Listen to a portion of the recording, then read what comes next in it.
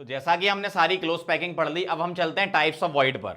इसमें क्या है, वॉइड भी बनता है, कुछ खाली जगह भी आपको दिखाई थी मैंने कि खाली जगह भी होती है, उसको वॉइड बोलते हैं।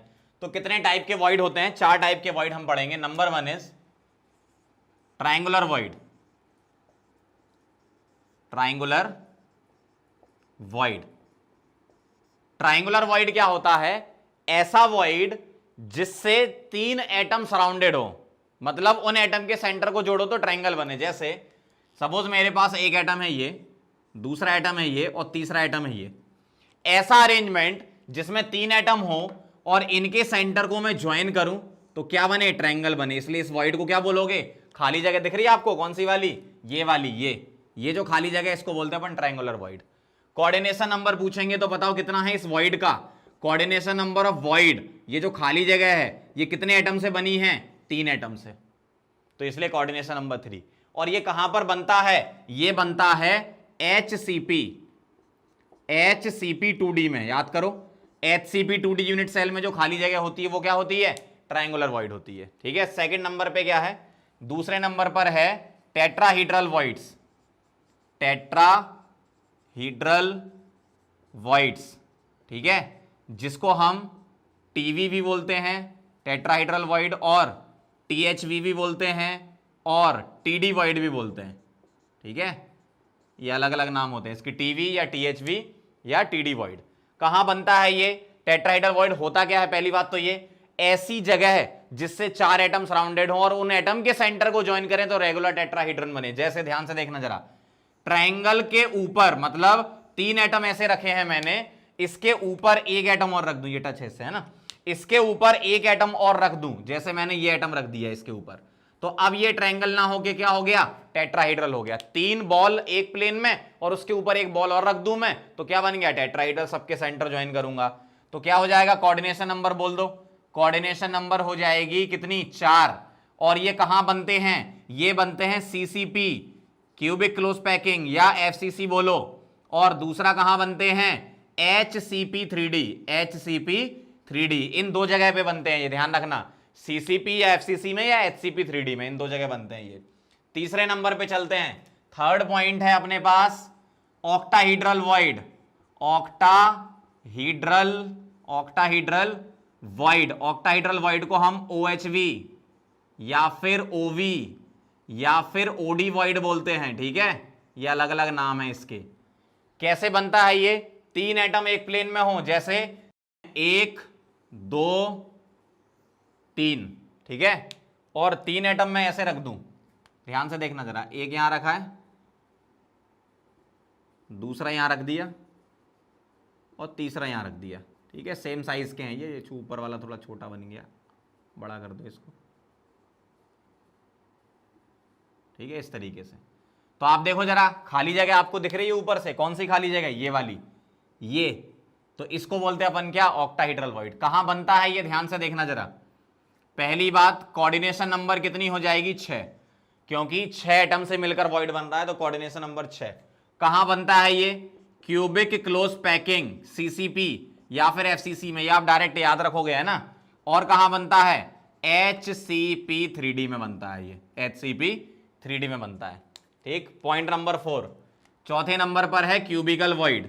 कौन सा, क्यूबिकल वॉइड। सिंपल क्यूबिक का जो वॉइड होता है उसको बोलते हैं क्यूबिकल वॉइड। 4 एटम एक प्लेन में, जैसे 4 एटम मैंने बना दिए, 1 2 3 4, और इनके ऊपर 4 एटम और लगा दूं मैं, जैसे एक एटम ये, दूसरा एटम ये, तीसरा एटम ये, और चौथा एटम ये।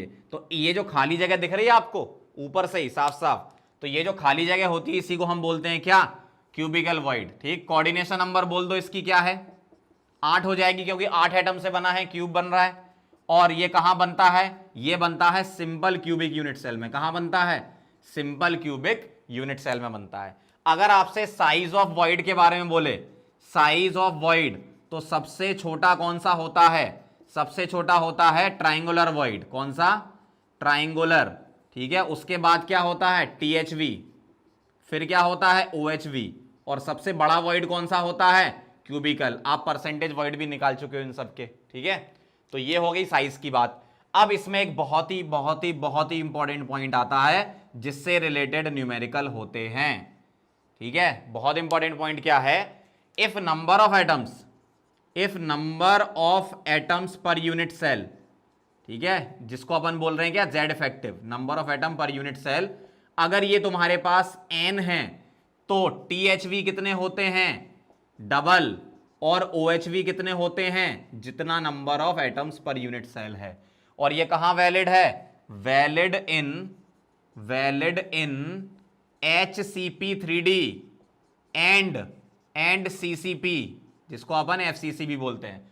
इसमें और इसमें आएंगी ये सारी बातें, किसमें, HCP3D और CCP में आएंगी, HCP3D और CCP में। इससे रिलेटेड बहुत सारे क्वेश्चन होते हैं, ठीक है, तो एक दो मैं आपको करवा दूंगा इससे रिलेटेड, है ना। फटाफट से इसको नोट करो, बस वॉइड ध्यान रखना कौन सा कहां पर होता है, जिसमें से जो इंपॉर्टेंट है वो THV और OHV है हमारे पास। इसको हमें डिटेल में भी डिस्कस करना है FCC में, लेकिन उससे पहले मैं आपको इससे रिलेटेड क्वेश्चन बता दूं, क्योंकि ऐसे एग्जाम में आ चुके हैं, फिर मैं यहां पे चलूंगा। OHV और THV इन FCC, OHV और THV इन FCC, वो भी हम करेंगे, नोट कर लो पहले। चलो आगे बढ़ते हैं और कुछ क्वेश्चन देख लो आप, जो मैंने पॉइंट लिखाया था। टोटल नंबर ऑफ एटम अगर n है तो OHV n होते हैं, THV 2n होते हैं। ठीक है, ध्यान से देखना जरा, A एटम CCP में है, मतलब A एटम CCP लैटिस बना रहा है। CCP लैटिस की यूनिट सेल क्या होती है, बता दो जरा, इसकी यूनिट सेल क्या होती है, FCC। अगर FCC है तो टोटल नंबर ऑफ एटम मतलब Z इफेक्टिव 4 होते हैं, तो A होगा 4। अगर A FCC में है तो B कहां है, 100% OHV में है। ठीक है, इसका मतलब OHV कितने ऑक्यूपाई होंगे, सारे के सारे 4, जितने एटम होते हैं उतने ही OHV होते हैं। तो क्या आ गया, A4 B4, और सिंपलेस्ट फॉर्मूला लिखना है तो क्या लिखेंगे, AB। सभी में हम सिंपलेस्ट फॉर्मूला निकाल रहे हैं। ठीक है, अगला देखना ध्यान से, ये HCP3D में है तो कितने होंगे, A 6 होंगे। अब ये 50% OHV में है तो 6 का कितना लेना है आपको, हाफ, क्यों, जितने एटम होते हैं उतने ही OHV होते हैं, तो उसका 50% लेना मतलब 1/2। तो ये क्या आ गया, A6 B3, और 3 से डिवाइड कर दो मतलब A2B, सिंपलेस्ट फॉर्मूला आ गया इसका। समझ गया बात को, इस तरीके से अप्रोच करोगे आप क्वेश्चन।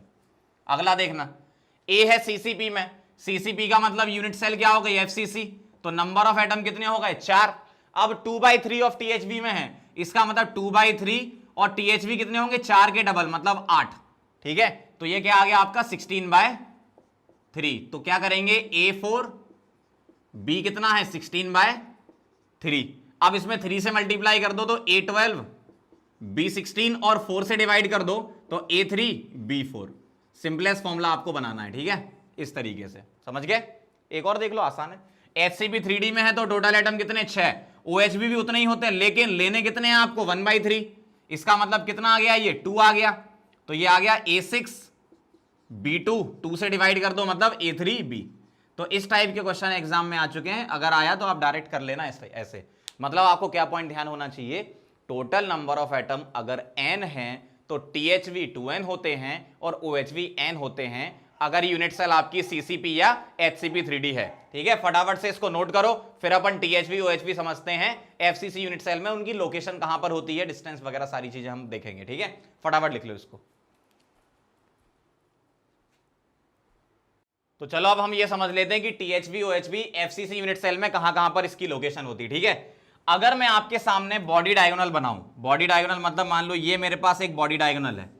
ठीक है, ये क्या हो गया, कॉर्नर हो गया, और ये क्या हो गया, कॉर्नर हो गया। ठीक है, ये दो कॉर्नर हो गए, अपोजिट बॉडी डायगोनल, मतलब हम ऐसा बोलें कि आप अगर रूम में बैठे हो तो आप एक लेफ्ट साइड ऊपर वाला कॉर्नर ले लो। ठीक है, रूम में बैठे हो, लेफ्ट साइड के ऊपर वाला कॉर्नर ले लो, और यहां ये नीचे वाला कॉर्नर ले लो। ठीक है, इस टाइप से बॉडी डायगोनल बना है ये, है ना।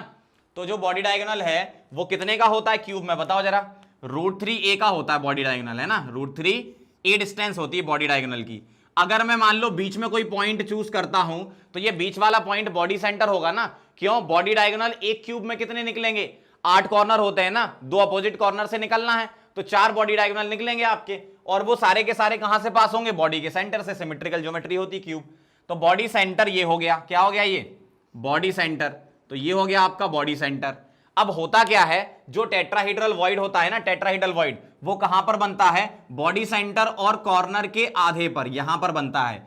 वैसे ही एक यहां पर बन जाएगा। ठीक है, इसका मतलब ये क्या हो गया आपका THV और ये THV, मतलब जो टेट्राहेड्रल वॉइड है वो आपको रूम के अंदर ही मिलेगा, और कितनी डिस्टेंस पे मिलेगा, कॉर्नर से अंदर की तरफ बॉडी डायगोनल पे आओ √3a/4 डिस्टेंस पे मिलेगा।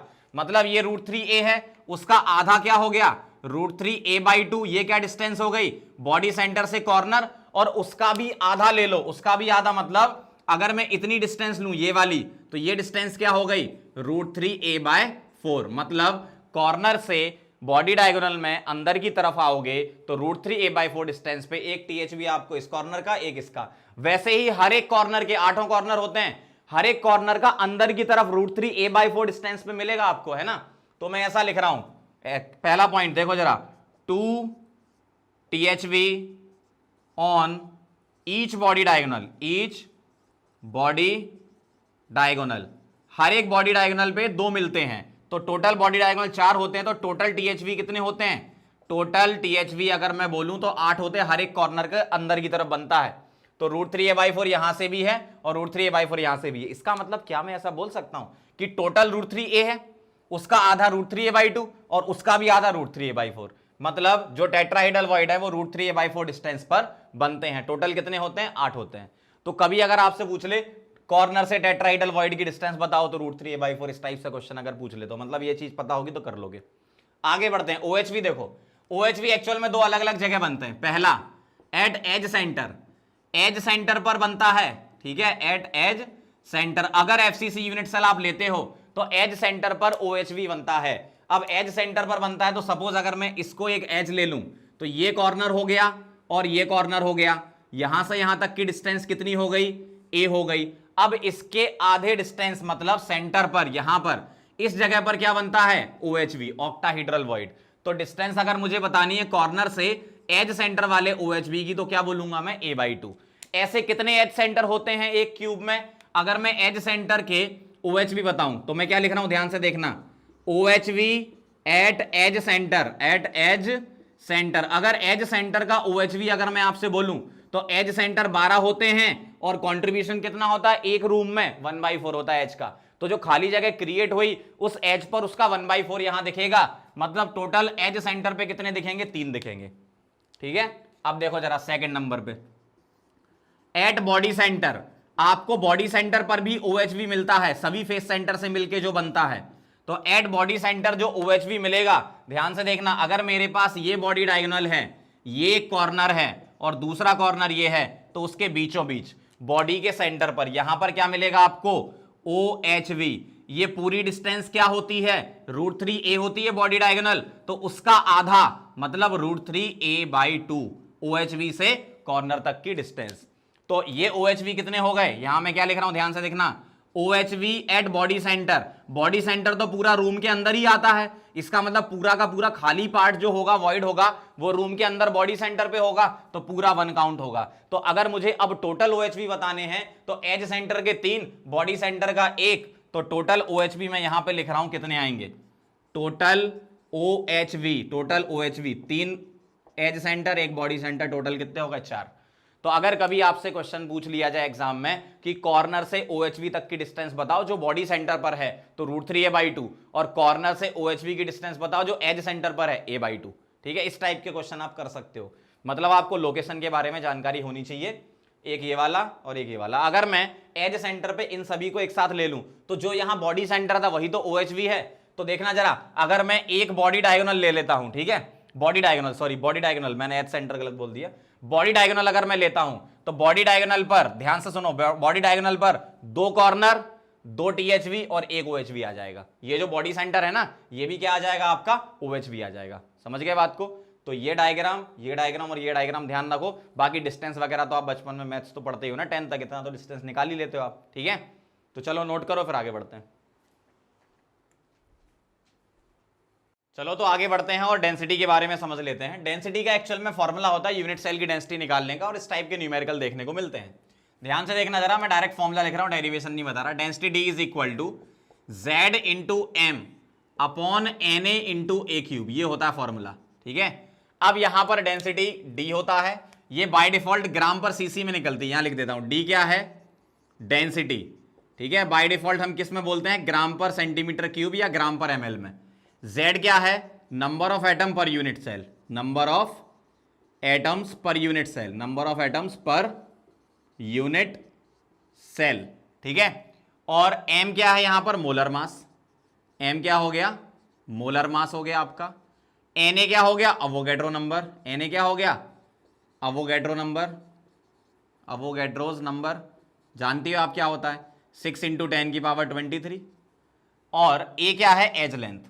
ए क्या है, एज लेंथ। और ये किस में आप रखोगे, ये रखोगे सेंटीमीटर में। अब कभी कभी क्या होता है, मोलर मास की जगह हम मास भी दे सकते हैं, तो मैं इसी फॉर्मूले को ऐसे भी लिख सकता हूं। कैसे, मैं इसको लिख सकता हूं Z × W upon N × A³। मतलब capital M upon Na is equal to W upon N। भाई मोल क्या होता है, वेट अपॉन मॉलिकुलर वेट या number of atom upon Avogadro number, तो उसी को मैंने यूज करके लिख दिया। अब यहां पर W क्या है, W है वेट, ठीक है, वेट इन ग्राम जो भी आपको गिवन होगा। और N क्या है, नंबर ऑफ एटम्स है, नंबर ऑफ एटम्स। अब जैसे अप्लाई कैसे करना है आपको, मैंने दोनों अलग अलग टाइप के क्वेश्चन ले लिए। क्वेश्चन ध्यान से पढ़ो क्या कह रहे हैं। An element with density 2.8 gram per cc forms a FCC unit cell, ठीक है, with edge length 400 picometre. Calculate molar mass of the element. ध्यान से देखना जरा, D इज इक्वल टू क्या होता है, Z × M upon Na × A³, यही था। अब मैं क्या कर रहा हूं, मोलर मास मुझे निकालना है, तो मैं लिख रहा हूं D × Na × A³ divided by Z, ये लिख सकता हूं। अब मैं यहां वैल्यू पुट कर रहा हूं, ध्यान से देखो जरा।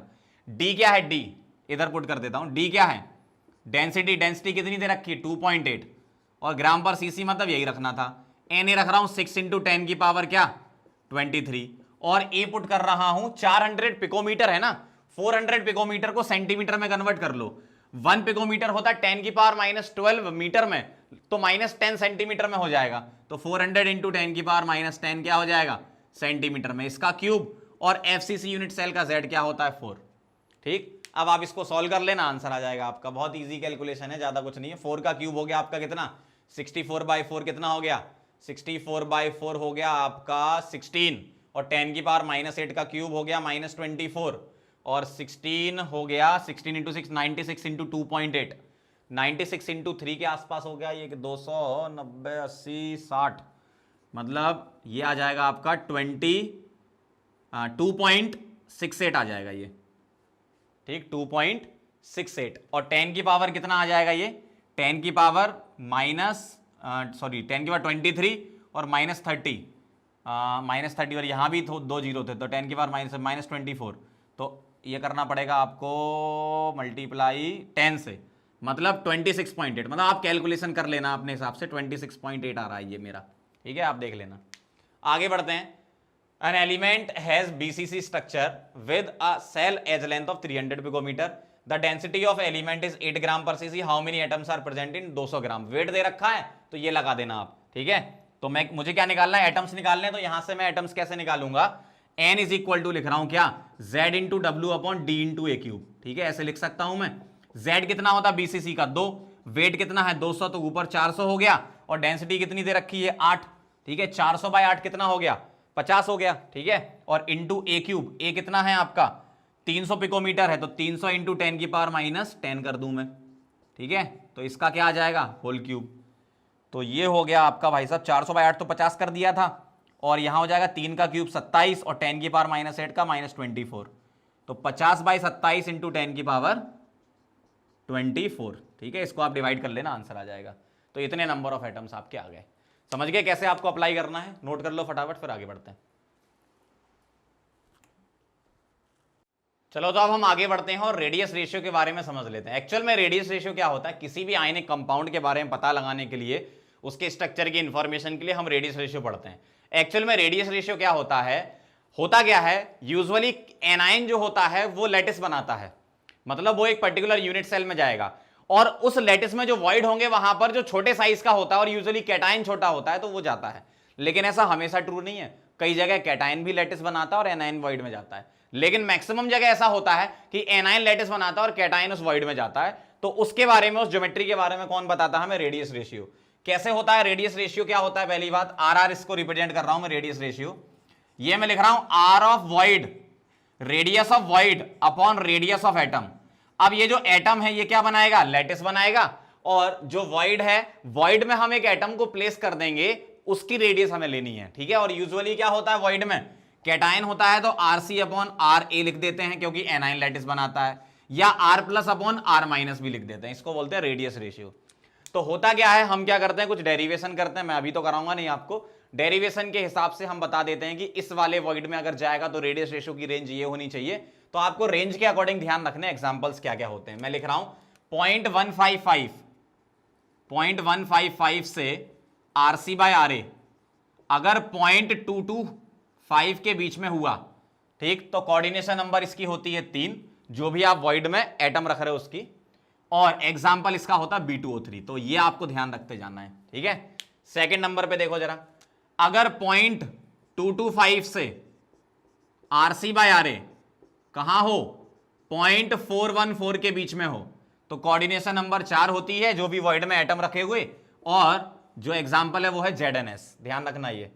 तीसरा देखना, अगर 0.414 से RC/RA कहां हो, 0.732 हो, इसके बीच में हो, तो कोऑर्डिनेशन नंबर क्या होगी 6, एग्जाम्पल है आपका NaCl। NaCl में क्या होता है, Cl minus FCC unit cell बनाता है और Na प्लस ऑक्टाहाइड्रल वॉइड में जाता है, ऐसे अपन पता करते हैं, ठीक है। और अगला है 0.732 से अगर RC/RA कहां के बीच में हो, 1 के बीच में हो, तो होता है 8, और एग्जाम्पल है CSCl। यहां Cl माइनस बनाता है सिंपल क्यूबिक यूनिट सेल, तो उसका जो क्यूबिकल वॉइड होता है वहां कौन जाता है, CS पॉजिटिव जाता है। तो यहां वॉइड क्या होगा, ट्रायंगुलर वॉइड, यहां कौन सा वॉइड होगा, टेट्राहीड्रल वॉइड, यहां होगा ऑक्टाहीड्रल वॉइड, और यहां क्यूबिकल वॉइड। ये आप जानती हो वॉइड की कोऑर्डिनेशन नंबर के अकॉर्डिंग लिखा है, ठीक है। तो ये टेबल आपको याद करनी है। अब आपके सामने एग्जाम में कैसा क्वेश्चन आएगा, आपको कैटायन की रेडियस दे देंगे, एनायन की रेडियस दे देंगे, पूछेंगे बताओ कोऑर्डिनेशन नंबर कैटायन का क्या है। इस टाइप से क्वेश्चन हो सकता है, तो पहले ये नोट कर लो, फिर मैं बताता हूं क्वेश्चन कैसा हो सकता है, ठीक है। लिखो फटाफट से। चलो तो आगे बढ़ते हैं, और रेडियस रेशियो पर बेस्ड क्वेश्चन कैसे हो सकते हैं एग्जाम में, इस टाइप के, ठीक है। मैं बता देता हूं क्या करना है। If the radii of cation A positive and B minus anion are 95 and 181 picometre, find coordination number of A positive. तो सीधी सी बात मुझे बता दो कि रेडियस रेशियो क्या आएगा। रेडियस रेशियो आएगा आपका radius of cation upon radius of anion, तो 95 डिवाइडेड बाय 181, ठीक है। जो छोटा ऊपर रखो, बड़ा नीचे रखो, सीधी सी बात है। और ये आता है आपका 0.52। तो जो रेडियस रेशियो की रेंज आ रही है वो क्या आ रही है, 0.414 से लेकर RC/RA कहां आ रहा है, 0.732 के बीच में आ रहा है। तो ये किस टाइप का होता है, NaCl टाइप का होता है। और कोऑर्डिनेशन नंबर कैटायन की क्या होती है, वॉइड की, वॉइड में कौन जाता है, कैटायन, तो कैटायन की कोऑर्डिनेशन नंबर कितनी होती है, 6 होती है। इस तरीके से क्वेश्चन है। एक और कर लेते हैं ये, the ionic radius of RB plus और I माइनस दे रखा है आपको, the most probable type of structure exhibited by it is. मतलब हमें क्या करना है, रेडियस रेशियो फिर से निकालना है। क्या करेंगे, RC upon RA, cation upon anion कर देंगे, तो 1.46 अपॉन 2.16, इसको डिवाइड करके देख लेना, 0.67 आएगा ये, ठीक है। तो ये रेंज किसके बीच में आ रही है, RC/RA की रेंज, तो ये आ रही है आपकी 0.414 से लेकर RC/RA या कैटायन बाय एनायन कितना आ रहा है, ये 0.732 के बीच में आता है ना, 0.67। इसका मतलब किस टाइप का हो गया, ये NaCl टाइप का, ठीक है। डायरेक्ट याद रखना आप। तो आंसर क्या आ गया, बदलापुर B। समझ गए बात को, समझ पा रहे हो क्या हो रहा है चैप्टर में, क्योंकि बहुत आसान चैप्टर है, बस डायरेक्ट क्वेश्चन आते हैं इसमें। एग्जाम में बहुत ज्यादा लेंथी क्वेश्चन नहीं आने वाला है। एग्जाम में सीधा ऐसा क्वेश्चन आएगा, आपका क्वेश्चन देख के दिल खुश हो जाएगा, आप कहोगे भाई मजा आ गया, ठीक है। फटाफट से नोट करो, फिर आगे बढ़ते हैं। चलो अब आगे बढ़ते हैं। कुछ इंपॉर्टेंट आयनिक कंपाउंड्स होते हैं जिसको आपको डायरेक्टली याद रखना है कि कौन कौन से कंपाउंड हैं, और इसमें रिलेटेड पॉइंट्स आपको ध्यान रखने हैं। मैं यहां लिख देता हूं कौन कौन से हैं। कंपाउंड है पहले नंबर पे अपना NaCl। NaCl को बोलते हैं rock salt structure, rock salt structure, ठीक है। अब इसमें क्या होता है, जो Na प्लस है और Cl माइनस है, इसमें जो Cl माइनस है वो CCP लैटिस बनाता है, मतलब FCC यूनिट सेल, और जो Na प्लस है वो 100% ऑक्टाहीड्रल वॉइड में जाता है। तो एक बार बताओ, अगर मेरे पास Cl माइनस CCP या FCC में है, तो कितने आयन है Cl माइनस के, FCC में है मतलब 4 Cl माइनस आयन है। Na प्लस 100% OHB में है, तो FCC जितने एटम रखता है उतना ही OHB होता है, तो 4 एटम FCC में मतलब 4 OHB, और सारे के सारे ऑक्यूपाई हैं 100%, कोई खाली नहीं है, मतलब 4 Na प्लस आएंगे। अब हम फॉर्मूला यूनिट कैसे बताते हैं, 4 Na+ और 4 Cl- से कितने NaCl की यूनिट बनेंगी? तो 4 NaCl की यूनिट बनेंगी। तो हम ऐसा लिख रहे हैं इस तरीके से, ठीक। कोऑर्डिनेशन नंबर बता दो क्या होगा? कोऑर्डिनेशन नंबर हम ऐसे निकालते हैं कि Na+ और Cl- में जो Cl- है उससे कितने Na+ सराउंडेड है और Na+ है उससे कितने Cl- सराउंडेड है। तो यहां पर कैटायन से 6 एनाइन सराउंडेड होते हैं और एनाइन से 6 कैटायन, तो 6/6 होता है यहां पे, ठीक है। और relation between A and R क्या होता है? अब यहां जो R होगा एक्चुअल में इसमें 2 R होंगे, कौन से? R ऑफ कैटायन और R ऑफ एनाइन। तो यहां पर रिलेशन क्या होता है? कैटायन और एनाइन का रिलेशन होता है Rc + Ra = A/2, क्योंकि एज सेंटर पर कैटायन होता है और कॉर्नर पे एनाइन होता है, तो दोनों के बीच की डिस्टेंस क्या होगी? Rc + Ra होगी और A के फॉर्म में A/2 हो जाएगी, क्योंकि एज सेंटर से अपन देखते हैं। इस तरीके से अपन और लिखते जाते हैं, ठीक है, ध्यान से देखते जाना। सेकंड नंबर पे देखो, दूसरे नंबर पर है CsCl। अब यहां क्या है? जो Cl- है वो जाता है सिंबल क्यूबिक यूनिट सेल में, और जो Cs पॉजिटिव है ये जाता है बॉडी सेंटर में। कहां जाता है ये? Body centre.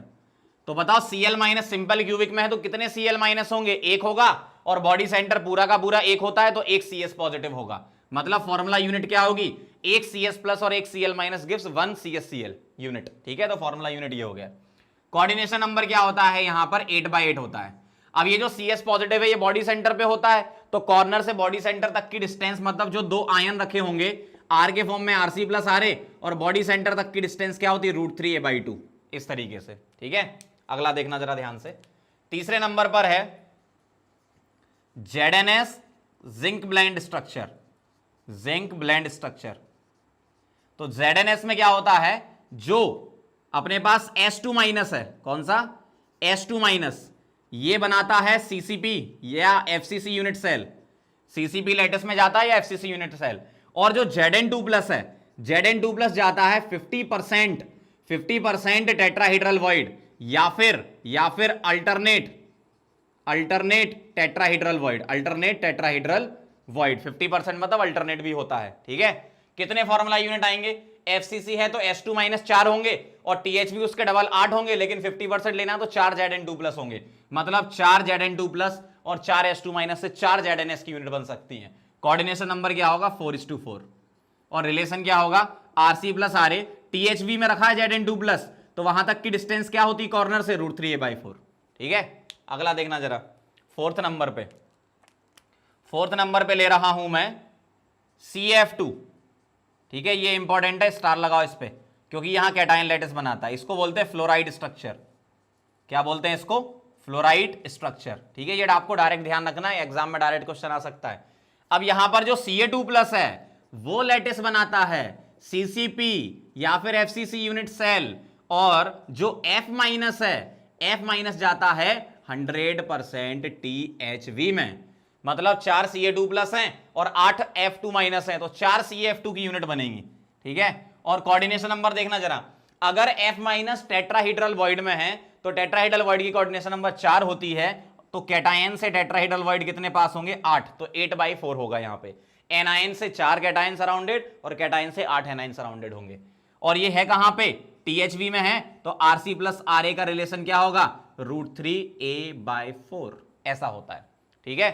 तो ये 4 हो गए, इसके अलावा 3 और बचे हैं, उसको भी अपन लिखेंगे। एंटी फ्लोराइड, स्पाइनल और इनवर्स स्पाइनल। पहले इसको नोट कर लो, फिर वो लिख लेते हैं। डायरेक्ट ध्यान रखना, ये सीधे सीधे क्वेश्चन पूछ सकते हैं, कोई सा भी इसमें से उठा के, ठीक है। नोट करो। चलो आगे बढ़ते हैं। 5th नंबर का एक और है जिसको आपको ध्यान रखना है, नंबर 5 पर। नंबर 5th पर है Na2O। Na2O होता है anti fluoride. Anti fluoride structure, मतलब फ्लोराइड का उल्टा कर दो। वहां कैटायन लैटिस बनाता था, यहां एनाइन बनाएगा, तो O2- कहां जाएगा? FCC या फिर CCP लैटिस में, FCC यूनिट सेल में। और Na+ कहां जाएगा? 100% THV में। तो फॉर्मूला यूनिट कितनी हो जाएंगी? उसमें भी 4 हैं, इसमें भी 4 हैं। कोऑर्डिनेशन नंबर पलट जाएगा, 4:8 हो जाएगा, क्योंकि अब आपका जो कैटायन है THV में, तो कैटायन की कोऑर्डिनेशन नंबर 4 आएगी, क्योंकि वो THV में है। और एनाइन से 8 कैटायन सराउंडेड होंगे, तो 8 हो जाएगा, ठीक है। रिलेशन क्या आएगा? Rc + Ra टेट्राहीड्रल वॉइड में है, मतलब √3 A/4, ठीक है, इस टाइप से। अब इसके अलावा 2 स्ट्रक्चर और आपको ध्यान रखने हैं। एक है आपका स्पाइनल और एक है इनवर्स स्पाइनल, ठीक है। तो इसके बारे में आप समझ लो, लोकेशन आपको सिर्फ ध्यान रखनी है इसमें। तो मैं यहां पर लिख देता हूं 6 नंबर पे स्पाइनल क्या होता है और कैटायन एनायन की लोकेशन क्या होती है, और इनवर्स स्पाइनल क्या होता है और कैटायन एनायन की लोकेशन क्या होती है। बस ये ध्यान रखना है आपको, काम हो जाएगा। इसके अलावा और भी जमाने भर के स्ट्रक्चर होते हैं, परवोस्काइड वगैरह होता है, कोरंडम वगैरह, वो एडवांस के लिए होता है, मेंस के लिए नहीं। मेंस में इतना काफी है, ठीक है, और नीट में तो बस 5 ये याद कर लो, काम हो जाएगा। स्पाइनल की अगर मैं बात करूं, ठीक है, ध्यान से देखना जरा, स्पाइनल क्या होता है, ये Ab2O4 टाइप का होता है, Ab2O4। यहां पर A+2 होता है और B+3 होता है स्पाइनल में। जैसे एग्जाम्पल के तौर पर आप लिखो तो एग्जाम्पल होता है MgAl2O4, ये +2 वाला कैटायन और ये +3 वाला। तो लोकेशन बस ध्यान रखनी है आपको, लोकेशन क्या होती है, O2- ये जाता है CCP लैटिस में या फिर FCC यूनिट सेल में, बात बराबर है। अब जो A के पास 2+ है ये जाता है 1/8 ऑफ THV में, और B के पास जो 3+ है वो जाता है 1/2 ऑफ OHV में, ठीक है। आप आयन से भी चेक कर सकते हो, कैसे, अगर ये FCC है तो 4 होंगे आयन, यहां THV 8 हो जाएंगे, लेकिन 1/8 इसका मतलब एक ही आना चाहिए ये, और एक ही आ रहा है यहां पे। इधर 4 हैं तो इधर 4/2 2 आने चाहिए तो 2 आ रहे हैं, इस टाइप से। तो ये लोकेशन ध्यान रखना आप। इसी तरीके से इसमें देखो जरा, इनवर्स स्पाइनल होता है, ये होता है BAbO4 इस टाइप का। एग्जाम्पल के तौर पे लिखना हो तो हम लिखते हैं Fe3O4। इसमें क्या होता है, एक Fe होता है कौन सा वाला, ये होता है +3 वाला, और 2 Fe और होते हैं जिसमें +2 एंड +3 दोनों होते हैं, इस टाइप से लिख रहा हूं मैं, है ना, और O4 ऐसा। अब ध्यान से देखना जरा, यहां पर क्या होता है, जो ये वाला B है बाहर वाला, B3+ वाला, ठीक है, ये क्या है, ये 2+ वाले हैं, और ये क्या है, ये 3+ वाला है। यहां पर जो B3+ है वो THV में जाता है, तो मैं सारे लिख देता हूं। O2- जाता है CCP लैटिस बनाने या FCC यूनिट सेल में, ठीक। अब यहां पर जो B3+ है ये जाता है THV में, कितना THV में, 1/8 THV में, क्योंकि आपको एक ही चाहिए ये, ठीक है। अब ध्यान से देखना जरा, A2+ जाता है और B3+ जाता है, ये कहां कहां, A2+ जाता है आपका OHV में, तो कितना OHV में जाएगा, 1/4 OHV में, क्योंकि एक ही चाहिए आपको ये, और B3+ भी एक ही चाहिए, मतलब 1/4 ये भी OHV में जाएगा।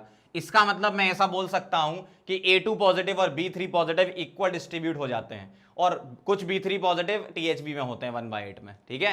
तो ये आपको लोकेशन ध्यान रखनी है इसकी। डायरेक्ट अगर क्वेश्चन आए तो आप कर देना, क्वेश्चन में फ्रैक्शन वगैरह पूछ सकते हैं कि कितना फ्रैक्शन ऑक्यूपाई है, तो ये ध्यान रखना आप, ठीक है। फटाफट से इसको नोट करो, फिर आगे बढ़ते हैं। चलो आगे बढ़ते हैं। अब कुछ क्वेश्चन देख लो, किस टाइप के क्वेश्चन बनते हैं, ध्यान से देखना जरा। CSBr हैज क्यूबिक स्ट्रक्चर, ठीक है, with edge length 4.2 angstrom, find the shortest interionic distance, ये बतानी है आपको। तो आप ध्यान से देखो जरा, CSBr का या CSCl का भी अपन ने पीछे लिख रखा था, क्या, RC + RA, ये क्या होता है, √3a/2 होता है, ये रिलेशन अभी टेबल हमने पीछे बनाई। तो अब ये जो RC + RA है, यही तो है दो आयन के बीच की डिस्टेंस। जैसे अगर कैटायन मेरे पास ये है तो एनायन थोड़ा बड़ा होगा, तो ऐसा, तो इन दोनों के बीच की डिस्टेंस को ही हम क्या बोलेंगे, इंटर आयोनिक डिस्टेंस, और ये डिस्टेंस क्या है, √3a/2। तो सीधा सीधा आंसर ही आपको यही निकालना है, √3a/2। तो √3 होता है 1.73 और a कितना है, 4.2 / 2। इसको सॉल्व करोगे तो ये 3.6 के आसपास आता है, आप देख लेना डिवाइड करके। समझ गए बात को। इंटर आयनिक डिस्टेंस का मतलब दो आयन के बीच की डिस्टेंस। चलो आगे बढ़ते हैं। Edge length of M + X - FCC structure है is 7.2 angstrom, find radius of X- cation का दे रखा। अच्छा ये बताओ, FCC स्ट्रक्चर है, इसका मतलब इसको मैं NaCl ले सकता हूं, टेबल याद करो जरा। NaCl अगर मैं लूंगा इसको, तो M+ और X- के लिए मैं क्या लिखूंगा, RC + RA is equal to क्या आएगा, RC + RA is equal to आएगा a/2, ऐसा लिख सकता हूं मैं। अब कैटायन का कितना दे रखा है, 1.6, और एनायन का कितना है, एनायन का तो निकालना है RA, ठीक। A कितना है, 7.2/2, 7.2/2 कितना होता है, 3.6, और 1.6 को उधर ले जाओ तो RA कितना आ गया आपका, 2 एंगस्ट्रॉम। इस तरीके से आपको निकालना है, ठीक है। अगर यहां कंडीशन आपको ब्रैकेट में ऐसी भी मिलती है कि M+ और X- जो है वो H पे टच कर रहे हैं, तो ज्यादा अप्रोप्रिएट रहेगा ये क्वेश्चन मेरे हिसाब से। लेकिन अगर नहीं भी दिया है तो आप m plus x minus FCC दिया है तो आप उसको NaCl मान के ही सॉल्व करेंगे, ठीक है। आगे देखो जरा, एक और question, in a solid AB having the NaCl structure, बहुत बढ़िया, NaCl दिमाग में आना चाहिए अब, Cl माइनस FCC बनाता है और Na प्लस होता है 100% OHB, ठीक है। चलो, A atom occupy the corner of the cube, ठीक है। अच्छा, ए एटम कहां है? कॉर्नर पे है ना। अगर ए कॉर्नर पर है तो साथ ही साथ वो फेस सेंटर पे भी तो है। उन्होंने लिखा नहीं, लेकिन ये हमें पता होना चाहिए। इसका मतलब जो ए है, ए कहां पर है? ये कॉर्नर पर है। अब ये हमें साथ में ये भी पता होना चाहिए कि एफ सेंटर, ये फेस सेंटर पे भी है, एफ सेंटर नहीं, फेस सेंटर पे भी है। तो ये कॉर्नर पर भी है और फेस के सेंटर पर भी है, क्योंकि ये कॉर्नर वाला फेस सेंटर पे होता है अगर मैं NaCl के स्ट्रक्चर में देखूं। चलो आगे बढ़ो। If all the face centre atom along one of the axis are removed. चलो पहले तो ये बात छोड़ो, पहले तो ये बताओ कि बी क्या है। ए अगर कॉर्नर ऑफ फेस सेंटर पे है और NaCl स्ट्रक्चर, इसका ना बी क्या है? बी है 100% OHB, और OHB जो 100% होते हैं वो कहां कहां पर होते हैं? Edge centre plus body centre, 100% occupy हो गए। अब आ जाओ यहां पे, क्या? If all the face centred atoms along one of the axis are removed, मतलब आपको ऐसी एक्सिस लेनी है जहां से फेस सेंटर एटम पास होता हो। तो मैं बताता हूं कौन सी होती है। जैसे मान लो ये आप FCC कंसीडर कर लो, ठीक है। तो फेस सेंटर एक्सिस पता है कौन सी होगी? जो सीलिंग से बॉडी सेंटर को चीरती हुई कहां निकल जाए? फ्लोर की तरफ, मतलब ये ऊपर से आए और नीचे निकल जाए, ये वाली एक्सिस, ठीक है। इसका मतलब फेस सेंटर एक्सिस कौन सी होगी? जो फेस सेंटर वाले एटम हटेंगे वो एक्सिस कौन सी होगी? सीलिंग ले लो, बॉडी सेंटर और फेस सेंटर। लेकिन उन्होंने ये नहीं बोला कि सारे एटम हटाने हैं, उन्होंने क्या बोला? If all the face centred atom, ये ध्यान देना यहां पर, if all the face centred atom along one of the axis are remove, मतलब फेस सेंटर दो हटेंगे। कौन सा? सीलिंग का, फ्लोर का, बॉडी सेंटर मत छेड़ देना। तो यहां अगर कॉर्नर है तो कॉर्नर तो भाई साहब 8/1/, इसको तो छेड़ा नहीं। फेस सेंटर दो हट गए, कितने बच गए? 4, तो 4/1/2। बॉडी सेंटर हटाना नहीं है, एज सेंटर हटाना नहीं है, तो 12/1/4, और बॉडी सेंटर पूरा 1। फिर से ध्यान से, क्वेश्चन बहुत ध्यान से, कई लोग गलती करते हैं। क्या लिखा है यहां? If all the face centre atom हटाने ना, सारे थोड़ी हटाने, फेस सेंटर हटाओ, बॉडी सेंटर मत हटाओ, ठीक है। चलो सॉल्व कर लो ये। तो ए कितना आ गया? 8/1/1 हो गया, प्लस 4/1/2 2 हो गया। बी कितना हो गया? 12/1/4 3, और प्लस 1। तो A3B4 is the final answer.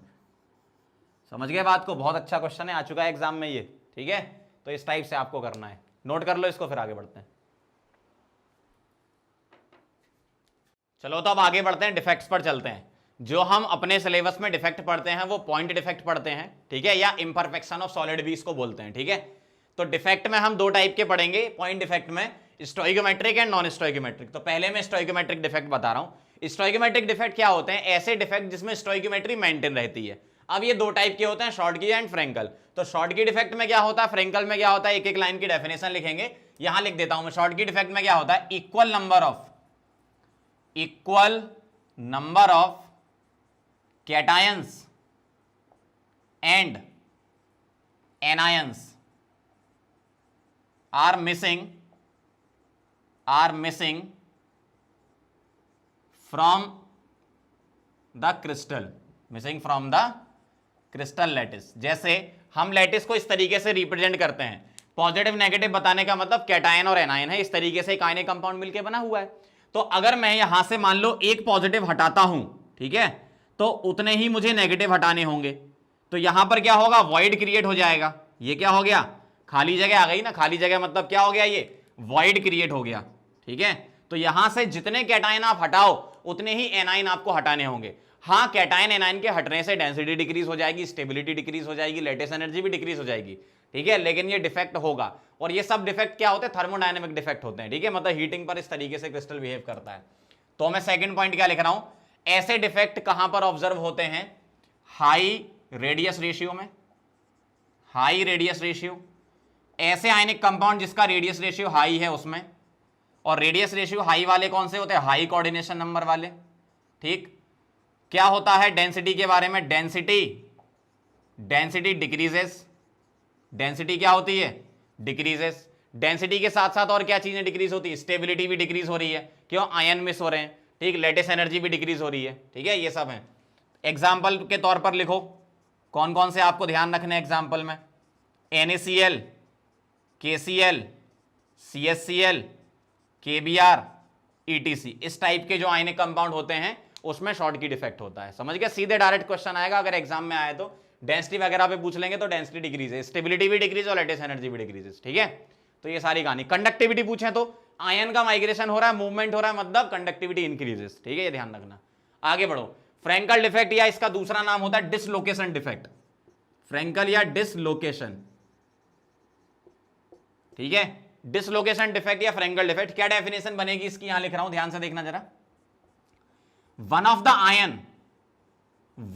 The ion, और यूजुअली कौन सा? छोटा आयन, यूजुअली छोटा वाला क्या होता है? कैटायन। ठीक है, यूजुअली छोटा कैटायन होता है, कभी कभी एनायन भी छोटा होता है। ठीक है, ये भी ध्यान रखना।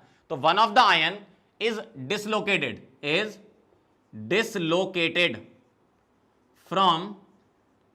फ्रॉम लैटिस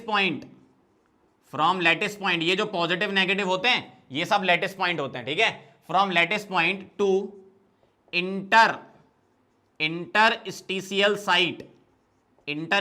साइट, और ये इंटरस्टिशियल साइट कौन सी होती है? वॉइड, ये जो बीच में खाली पड़ी है इसको बोलते हैं इंटरस्टिशियल साइट। जैसे अगर मैं यहां से एक पॉजिटिव चार्ज हटा देता हूं तो ये डिसलोकेट होके कहां चला जाएगा? इंटरस्टिशियल साइट में चला जाएगा पॉजिटिव चार्ज, यानी कैटायन। ठीक है, इस तरीके से हम बनाते हैं। अच्छा बताओ, डेंसिटी के बारे में क्या कमेंट करोगे? क्या कोई आयन बाहर गया लैटिस से? नहीं गया ना, उसी में ही है, बस एक जगह से दूसरी जगह चला गया, तो डेंसिटी रिमेन्स सेम। ठीक है, डेंसिटी क्या रहेगी? सेम रहेगी। और ऐसा कहां होता है? ये ऑब्जर्व किया जाता है लो कोऑर्डिनेशन, हाई वाला तो शॉर्ट की था, लो रेडियस रेशियो वाले में, ठीक है, लो रेडियस रेशियो मतलब लो कोऑर्डिनेशन नंबर वालों में। ठीक है, जैसे 3-4 में अगर बोले तो फ्रैंकल, 6-8 में बोले तो शॉर्ट की। एग्जाम्पल के तौर पे लिखो कौन कौन से आपको ध्यान रखने एग्जाम्पल्स में? ZnS, AgBr, AgI, ETC, इस टाइप के। अब एक होता है ZnS, AgCl, AgI, ETC। अब एक होता है AgBr, ध्यान से सुनना, क्या? AgBr, वो ये भी करता है और ये भी करता है, तो AgBr exhibit both Schottky and Frenkel defect. Small cation होने की वजह से फ्रैंकल दिखाता है और कंपेरेबल साइज होने की वजह से शॉर्टकी दिखा देता है। ठीक है, ऐसा होता है इसमें। तो ये दो डिफेक्ट हो गए, बहुत इंपॉर्टेंट है स्टोइकोमेट्रिक डिफेक्ट। फिर से बता देता हूं, एक शॉर्टकी एक फ्रैंकल। शॉर्टकी डिफेक्ट में equal number of cation anion miss होते हैं, फ्रैंकल में एक कैटायन जो होता है वो अपनी जगह से दूसरी जगह चला जाता है, जिस जगह से जाता है उसको लैटिस पॉइंट, जहां जाता है उसको इंटरस्टिशियल साइट या वॉइड बोलते हैं। ये लो कोऑर्डिनेशन नंबर में, ये हाई कोऑर्डिनेशन नंबर में होता है, ये लो रेडियस रेशियो में, ये हाई रेडियस रेशियो में होता है। यहां पर डेंसिटी, ठीक है, लेटिस एनर्जी स्टेबिलिटी डिक्रीज हो जाती है, यहां पर डेंसिटी सेम होती है लेकिन स्टेबिलिटी डिक्रीज होगी। क्यों? लेटिस पॉइंट खाली हो गया, stability decrease, lattice energy decrease, लेकिन आयन का जो माइग्रेशन हो रहा है उस वजह से कंडक्टिविटी इंक्रीजेस। ठीक है, तो ये वाली बात हो गई यहां पर। आप आराम से इसको नोट कर लो, फिर अपन आगे बढ़ते हैं, नॉन स्टोइकोमेट्रिक डिफेक्ट में चलेंगे। लिख लो फटाफट से। चलो बच्चों, तो आगे बढ़ते हैं और नॉन स्टोइकोमेट्रिक डिफेक्ट के बारे में समझ लेते हैं। दो टाइप के हम पढ़ते हैं, मेटल एक्सिस और मेटल डेफिशिएंसी। मेटल एक्सिस के दो केसेस हैं। मेटल एक्सिस मतलब मेटल बढ़े, तो मेटल कैसे बढ़ती है? या तो मेटल को बढ़ा दो या एनायन को कम कर दो तो मेटल बढ़ जाएगी। तो पहला केस मैं ले रहा हूं due to anion vacancy. Due to anion vacancy यहां पर क्या होता है? एग्जांपल है इसका, जैसे NaCl के क्रिस्टल को Na की वेपर के साथ हीट करते, तो पहले मुझे बताओ NaCl में कौन से आयन होंगे? Na+ और Cl- लेटिस पॉइंट ऑक्यूपाई कर रहे होंगे। और अगर मैं इसको सोडियम की वेपर के साथ हीट कर दूंगा तो क्या होगा? Na+ और इलेक्ट्रॉन बनेगा, सही ना? Na+ बनेगा और इलेक्ट्रॉन बनेगा। अब ये जो Na+ बना, ये क्या करेगा? इस लैटिस में से Cl- को खींच लेगा और क्या बना लेगा? NaCl बना लेगा। इसका मतलब जिसको हम ऑब्जर्व कर रहे हैं इस लैटिस को, इसमें से Cl- कम होते जाएंगे।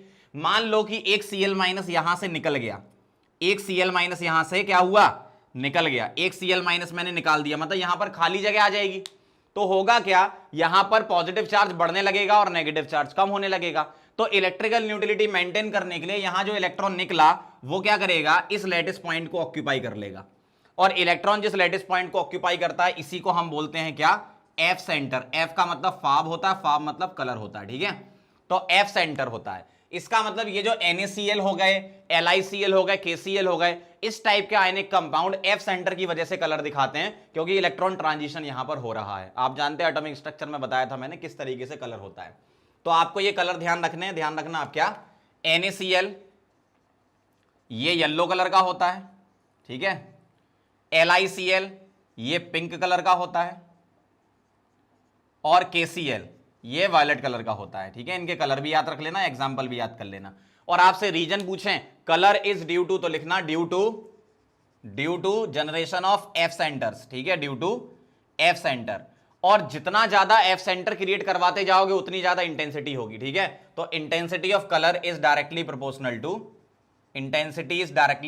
To number of F centres, ठीक है।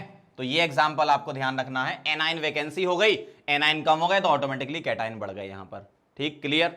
आगे बढ़ते हैं। एक्स्ट्रा कैटाइन का एग्जांपल है जैसे जेडेनो के क्रिस्टल को जब हीट करते हैं तो ये बनाता है Zn2 प्लस 2 इलेक्ट्रॉन, और यहां से O2 गैस रिलीज होती है। तो होता क्या है कि जो Zn2 प्लस और O2 माइनस, यहां पर मैंने +2 बना रखे मतलब Zn+2 और 2 माइनस बना रखे मतलब O2 माइनस है। तो इसके लैटिस में क्या होता है, जब Zno को हीट करते हैं तो कुछ इसकी यूनिट क्या होती है, इसमें कन्वर्ट होंगी। तो बाकी जो बचा हुआ क्रिस्टल है, बचा हुआ लैटिस है, उसमें Zn2 प्लस चला जाएगा। तो मैंने ये मान लिया कि Zn2 प्लस यहां आ गया। अब अगर यहां पर Zn2 प्लस आ गया, इसका मतलब कैटाइन बढ़ गया, तो कैटाइन एक्सिस में हो गया। लेकिन इलेक्ट्रिकल न्यूट्रलिटी मेंटेन करने के लिए यहां 2 प्लस चार्ज बढ़ा, इसका मतलब 2 इलेक्ट्रॉन यहां आ जाएंगे। कहीं भी 2 इंटरस्टिशियल साइड में इलेक्ट्रॉन भेज दो तो 1 इलेक्ट्रॉन यहां आ गया और 1 इलेक्ट्रॉन आप यहां भेज दो, मतलब आप कहीं भी 2 जगह भेज सकते हो, यहां यहां इधर इधर इधर इधर कहीं भी 2 जगह, ठीक है। लेकिन एक इंटरस्टिशियल साइड में 1 ही इलेक्ट्रॉन आएगा। तो इस सब नेचर की वजह से, चाहे आप ये वाला लो या ये वाला लो, पैरामैग्नेटिक नेचर आ जाता है मॉलिक्यूल्स के अंदर, ठीक है, ध्यान रखना आप। तो फ्री इलेक्ट्रॉन्स की वजह से। अब यहां पर जो Zno होता है इसके बारे में ये बोलते हैं Zno white when cold,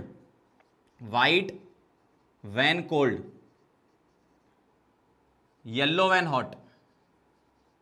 van hot. जब इसको हीट करते हैं तो ये येलो कलर का हो जाता है, और वो किस वजह से होता है, इन इलेक्ट्रॉन की वजह से होता है। और इनको हम एफ सेंटर नहीं बोलते, ध्यान रखना। एफ सेंटर किसको बोलते हैं, लैटिस पॉइंट में अगर इलेक्ट्रॉन गया तो इंटरस्टिशियल साइड वाले इलेक्ट्रॉन को एफ सेंटर नहीं बोलते। लेकिन हाँ, इलेक्ट्रॉन आ गए तो इलेक्ट्रॉन ट्रांजिशन की वजह से कलर होगा। तो कलर किस वजह से होता है, इलेक्ट्रॉन ट्रांजिशन की वजह से, not due to F centre, ठीक है। तो ये हो गया आपका एक्स्ट्रा कैटाइन का एग्जांपल। मेटल डेफिशिएंसी डिफेक्ट क्या है, मॉलिक्यूल्स के अंदर प्रेजेंट होते हैं, किस टाइप के, जो non stoichiometric molecule D block के ऑक्साइड जैसे 0.93O से लेकर Fe.96O तक जो कंपाउंड्स होते हैं, और भी इस टाइप के ऑक्साइड नॉन स्टोइकोमेट्रिक। होता क्या है, इस टाइप के ऑक्साइड में 2 अलग अलग टाइप की ऑक्सीडेशन स्टेट होती है। जैसे मान लो मैंने ये लिया तो +2 और +3 होंगी, यहां भी ऐसे ही होगा। तो Fe+2 होता है और +3 होता है। अगर मैं आपसे बोलूं मैंने 3 Fe2+ हटाने हैं, तो 3 Fe2+ हटा के आप कितने Fe3+ लगा सकते हो, 2 लगा सकते हो, टू मेंटेन इलेक्ट्रिकल न्यूट्रलिटी। देखो यहां टोटल चार्ज क्या है, +6, यहां टोटल चार्ज क्या है, +6। मतलब यहां से 3 +2 वाले हटा दो, एक ही हटा दिया, आप कहीं से भी हटा सकते हो ना, एक ही हटा दिया। तो इन 3 +2 को हटाने पर क्या होगा, +3 वाले आप कितने लगा सकते हो, 2 ही लगा सकते हो ना, तभी तो इलेक्ट्रिकल न्यूट्रलिटी मेंटेन रहेगी। इसका मतलब यहां पर वॉइड आ गया, खाली हो गया, मतलब मेटल डेफिशिएंसी आ गई। तो डी ब्लॉक के कंपाउंड में ऑक्साइड्स में जहां पर more than 1 oxidation state exhibit होती हैं, मेटल डेफिशिएंसी डिफेक्ट दिखाता है। बहुत बेसिक से चीज है, फटाफट से इसको रीड कर लेना, आराम से कवर हो जाएगा, ठीक। तो नोट करो इसको, फिर आगे बढ़ते हैं। एक डिफेक्ट और पढ़ेंगे, इंप्यूरिटी डिफेक्ट। चलो आगे बढ़ते हैं। एक और डिफेक्ट आता है आपका इंप्यूरिटी डिफेक्ट। इसमें क्या होता है, जब सॉलिड की सॉलिड में मिक्सिंग कराते हो तो उसको डोपिंग बोलते हैं ना। तो NaCl को जब डोप कराते हो SrCl2 के साथ, या AgCl को CdCl2 के साथ, ये 2 एग्जांपल ध्यान रखना, एनसीईआरटी में दिए हुए। तो होता क्या है, आप मुझे एक बात बताओ, NaCl कैसे टूटेगा, NaCl टूटेगा Na+ और Cl- में, और SrCl2 कैसे टूटेगा, Sr2+ और Cl- में, ऐसे टूटेगा। तो अब होता क्या है, NaCl का क्रिस्टल अगर ये है तो Sr2+ इसके लिए फॉरेन आयन है, ठीक है। तो अगर मैं आपसे बोलूं 2 Na+ हटाओ, तो आप बोलोगे सर एक Sr+2 भी तो लगाओ, टू मेंटेन इलेक्ट्रिकल न्यूट्रलिटी। क्यों, यहां +2 चार्ज है तो यहां भी क्या है, +2 चार्ज है। इसका मतलब अगर मैं यहां से एक यहां से हटा दिया मैंने और एक यहां से हटा दिया, और इस जगह मैंने Sr2+ रख दिया, ठीक है, तो इलेक्ट्रिकल न्यूट्रलिटी मेंटेन रही और यहां पर एक वैकेंसी क्रिएट हो जाती है। ठीक, अब आपसे पूछते हैं कि कैटायन वैकेंसी बताओ, तो यहां पर आपको क्या लिखना है कि नंबर ऑफ, इस पर बेस्ड न्यूमेरिकल भी है ना, number of cation vacancy, number of cation vacancy is equal to number of SR2 plus ions. ठीक है, number of SR2 plus ion, या फिर आप ये बोलो कि कितने मोल कैटायन वैकेंसी है तो जितने मोल SR+2 आएंगे उतने हैं। ठीक है, इस तरीके से होता है ये डोपिंग वाला, इंप्योरिटी डिफेक्ट इसको बोलते हैं, फटाफट से नोट कर लो। चलो तो अब आगे बढ़ते हैं और सब इंपॉर्टेंट पॉइंट डिस्कस कर लेते हैं इसके। ठीक है, जैसे क्रिस्टलाइन अमोर्फस का डिफरेंस बहुत इंपॉर्टेंट है, थ्योरेटिकल क्वेश्चन इसमें से बन सकता है। क्रिस्टलाइन सॉलिड क्या होते हैं और अमोर्फस क्या होते हैं। जैसे पहला पॉइंट अगर मैं लिखूं यहां पे, तो क्रिस्टलाइन में होता है रेगुलर अरेंजमेंट। कैसा? रेगुलर अरेंजमेंट, जो भी एटम या आयन हुए उनका रेगुलर अरेंजमेंट होता है। और यहां पर क्या होता है? इर्रेगुलर अरेंजमेंट होता है। कैसा? इर्रेगुलर अरेंजमेंट होता है, इर्रेगुलर अरेंजमेंट। अगर मैं आपसे बात करूं सेकंड वाले पॉइंट के बारे में, तो सेकंड पॉइंट यहां पे लिखेंगे एनिसोट्रोपिक इन नेचर। एनिसोट्रोपिक का मतलब क्या होता है? Different physical property in different direction. अलग अलग डायरेक्शन में जाओगे तो अलग अलग फिजिकल प्रॉपर्टी आपको ऑब्जर्व होंगी, जैसे मेल्टिंग पॉइंट, बॉइलिंग पॉइंट, ये सारी चीजें। ठीक है, यहां पर क्या है? यहां होता है isotropic in nature. Isotropic in nature का मतलब क्या है? आइसोट्रोपिक इन नेचर का मतलब यह है कि different physical property same physical property observe होंगी इन डिफरेंट डायरेक्शन। ठीक है, यहां क्या था? Different physical property in different direction, यहां same physical property in different direction. मतलब आप किसी भी डायरेक्शन में चले जाओ सॉलिड के, आपको फिजिकल प्रॉपर्टी सेम मिलेंगी। यहां पर क्या मिलेंगी? डिफरेंट मिलेंगी। ठीक है, तीसरा पॉइंट क्या कहता है? तीसरा पॉइंट है शार्प मेल्टिंग पॉइंट। यहां पर मेल्टिंग पॉइंट क्या है? एक परफेक्ट वैल्यू होती है। शार्प पॉइंट मतलब एक परफेक्ट वैल्यू। और यहां पर क्या होती है? रेंज ऑफ मेल्टिंग पॉइंट, मतलब ये वाले जो क्रिस्टल हैं वो धीमे धीमे मुलायम होते हैं। ठीक है, रेंज ऑफ मेल्टिंग पॉइंट होता है। यहां पे एक पर्टिकुलर रेंज होती है, धीरे धीरे नरम पड़ते हैं ये लोग। चलो आगे बढ़ते हैं। पॉइंट नंबर 4, ये होते हैं long range order. Long range order मतलब बड़े बड़े क्रिस्टल होते हैं इसके, लॉन्ग रेंज ऑर्डर। ठीक है, पैटर्न बहुत दूर तक रिपीट होता है। और ये होते हैं शॉर्ट रेंज ऑर्डर। कैसे? Short range order. और एक बात और, अगर आप इसको काटो, किसको? क्रिस्टलाइन को, तो स्मूथ सरफेस बन जाएगी और पीसेस में डिवाइड हो जाएंगे। यहां पर इरेगुलर सरफेस बनती है, पीसेस में डिवाइड होते हैं, तो इरेगुलर, यहां रेगुलर सरफेस बनती है अगर इसको अपन काटें तो। अब आपको क्या करना है? एग्जाम्पल ध्यान रखने। एग्जाम्पल की जैसे मैं बात करूं तो SiO2 की दो वैरायटी होती हैं। अगर लिखा है क्वार्ट्ज तो वो होता है क्या? क्रिस्टलाइन। और यहां एग्जाम्पल लिख रहा हूं मैं, SiO2 अगर लिखा है सिलिका, SiO2 क्या? सिलिका, तो ये क्या होता है? अमोर्फस होता है। इसके अलावा और क्या क्या होते हैं? रबर हो गया, प्लास्टिक हो गया। ठीक है, रबर, प्लास्टिक, इस टाइप के, ये सब क्या हो गए? अमोर्फस में आ गए। और क्रिस्टलाइन में क्या हो गया? पूरे चैप्टर में जो अपन ने पढ़े, क्या? NaCl, KCl, CSCl, ETC, इस टाइप के। ठीक है, फटाफट से नोट करो, फिर क्रिस्टलाइन को भी डिस्कस कर लेते हैं। इसके भी अलग अलग टाइप होते हैं, लिख लो इसको। चलो आगे बढ़ते हैं और टाइप ऑफ क्रिस्टलाइन सॉलिड पढ़ लो। इस पर बेस्ड क्वेश्चन आ चुके हैं, आपको कंपाउंड देके पूछते हैं किस टाइप का सॉलिड है ये। ठीक है, तो सबसे पहले स्टार्ट करते हैं मॉलिक्यूलर सॉलिड। कॉन्स्टिट्यूएंट पार्टिकल इसमें क्या होते हैं? मॉलिक्यूलर सॉलिड में होते हैं मॉलिक्यूल्स। क्या होते हैं? मॉलिक्यूल्स। ठीक है, आयनिक में क्या होते हैं? आयंस होते हैं। ठीक, मेटेलिक में क्या होते हैं? इसमें होता है आपके पास मेटल्स, मतलब पॉजिटिवली चार्ज जो होता है वो उसका एक C होता है और डीलोकलाइज इलेक्ट्रॉन होते हैं। ठीक है, जो मैंने आपको इलेक्ट्रॉन C मॉडल या electron gas model chemical bonding में समझाया था। ठीक है, तो मैं लिख रहा हूं positively charge kernel and electrons, positively charge kernels and delocalise electron, delocalised electrons. ठीक, तो इसमें क्या होते हैं? मॉलिक्यूल्स, इसमें आयंस, इसमें positively charge kernel and delocalised electrons, और इसमें क्या होते हैं? एटम्स। ये इसके कॉन्स्टिट्यूएंट पार्टिकल्स होते हैं। फोर्सेस के बारे में बात करें तो यहां पर होता है hydrogen bond, hydrogen bond and van der Waal forces, van der Waal forces यहां पर होते हैं।